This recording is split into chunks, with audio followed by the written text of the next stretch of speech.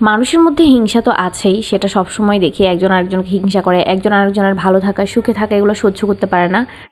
কিন্তু এমন কিছু মা আছে যারা ছেলে আর ছেলের বউয়ের সুখটা সহ্য করতে পারে না। তারা ভালো আছে, তারা কোথাও যাচ্ছে, ঘুরছে, খাচ্ছে, হাসি খুশি আছে, এই জিনিসটা যেন তাদের সহ্যই হয় না।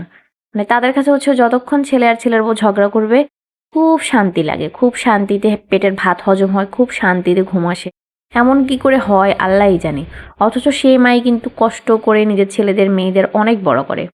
মেয়ের মারা এটা খুব কমই করে, ছেলের মারাই বেশি করে। মানে বিয়ের পরে মনে হয় যেন তারা এক অন্য দুনিয়ায় চলে যায়। কেন একটা অন্য মেয়ে এসে ছেলের সাথে থাকবে, হাসি খুশি থাকবে, ছেলে কেন ছেলের মাকে নিয়ে খুশি খুশি না, ছেলের মাকে নিয়ে কেন হাসছে না, ছেলের মাকে নিয়ে কেন ঘুরতে যাচ্ছে না। মানে কি এক অদ্ভুত অবস্থা। যাই হোক, এই ধরনের মেন্টালিটির মানুষ যে ঘরে আছে আসলে সেই ঘরে সুখ শান্তি বলতে কিছু নেই। তো আল্লাহ সবাইকে ভালো রাখুক, সুখে রাখুক, আর এই ধরনের মেন্টালিটির মানুষদের থেকে অনেক অনেক দূরে রাখুক। এই যে গুলিয়াখালী জায়গাটা কিন্তু ফেনী থেকে বেশ খানিকটাই দূরে। তো কয়েকবার গিয়েছি হচ্ছে নর্মাল গাড়িতে, বাট এই যে গতবার গিয়েছিলাম একদম বাইকে করে, প্রায় 2 ঘন্টা 3 ঘন্টা সময় লেগে গেছে বাইকে করে যেতে। অনেকটা রাস্তা, কিন্তু তারপরও ভালোই লেগেছে বাইকে করে যেতে। ছেলেকে নিয়ে গিয়েছিলাম তখন। এত বেশি রোদ, এখানে তো ছায়া বলতে কিছুই নেই। আর যেতে যেতে একদম দুপুর 2টা 3টা বেজে গেছিল, কারণ আমরা সকালবেলা বের হতেই অনেক দেরি করে ফেলেছি। তার উপর বাইকে জার্নি করে গেছি, মানে গরমে একবারে নাজেহাল অবস্থা। একদম আক্কেল হয়ে গেছে বাইকে করে যাওয়ার, শখ করে গেছি তো তাই। তো যাই হোক, বাইকটা হচ্ছে পার্কিং এর জায়গায় রেখে দিয়েছি, ওটা আবার ভিতরে নেওয়া যায় না। বাইকটা রেখে তারপর হচ্ছে আমরা ভিতরে যাই, অনেকটা পথ হেঁটে তারপর হচ্ছে এই যে পানির এখানে আসতে হয়, বিচের এখানে। এটা তো আসলে একটা চর, গুলিয়াখালী চর আর কি। বাট আগে এত মানুষ আসতো না, এখন এখানে এত এত মানুষ ঘুরতে আসে। আর এবার তো গিয়ে দেখলাম কি সুন্দর কক্সবাজারের মতো হচ্ছে দোকানপাট বসে গেছে ছোট ছোট, দেখতে বেশ সুন্দরই লাগে। আগে কিন্তু কোনো দোকানপাট ছিল না, জাস্ট কয়েকটা এই যে বুট বাদামের দোকান ছিল, আর একদম যেখানে গাড়ি টাড়ি পার্কিং করা হয় ওখানে কয়েকটা দোকান ছিল। আমরা যাওয়ার পর এখানে কিছুক্ষণ পানির মধ্যে হচ্ছে দাঁড়িয়েছিলাম।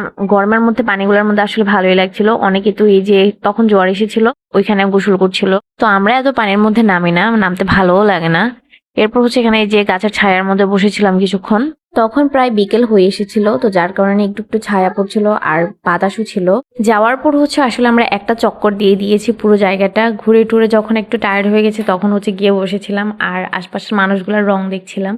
মানুষ যে কত রকমের কত রং ঢং করছিল, তো আমরা বসে বসে সেগুলাই দেখছিলাম। আর এখানে হচ্ছে সূর্যের আলোতে একটু ছবি টবি তুললাম। এই যে এখানে চরের কাছাকাছি হচ্ছে বেশ অনেকগুলাই দোকান বসেছে, খাবারের হোটেল বসেছে। তারপর হচ্ছে কিছু জিনিসপত্র টুকিটাকি বিক্রি করে। আরো বেশ খানিকটা দেখলাম দোকানের কাজ চলছে, মানে সেগুলা হচ্ছে হবে হয়তো বা কিছুদিন পরে।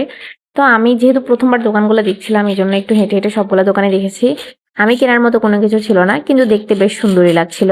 মানে এবার গুলিয়াখালীতে গিয়ে হচ্ছে একটু কক্সবাজারের ভাইবটা পেয়েছি, সামান্য আর কি, খুবই সামান্য দোকানগুলো দেখার পর। আসলে আগেও ভালোই মানুষজন যেত, মানে লাস্ট কয়েক বছর আর কি। আর এখন তো দোকানপাট হওয়ার পর আরো অনেক অনেক বেশি যায় শুধু বীজটা দেখার জন্য। আসলে এখানে আহামরি দেখার মতো তেমন কিছুই ছিল না, কিন্তু এখন যেহেতু দোকানপাট হয়েছে দেখতে আর বসতে ভালোই লাগে।